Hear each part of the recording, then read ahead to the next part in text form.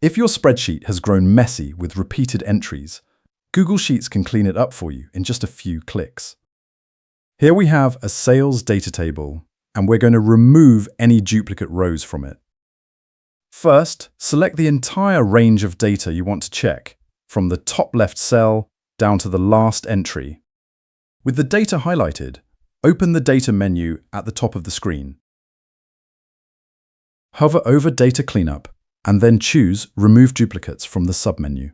A window pops up where you can tell Sheets whether your data has a header row, so it knows which columns are which.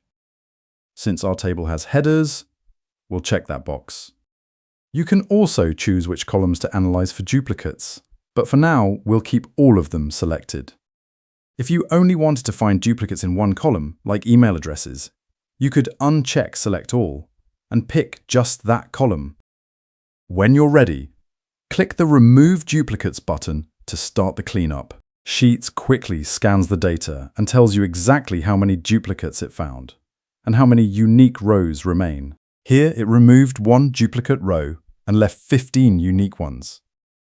Click OK to close the confirmation and see your cleaned up table.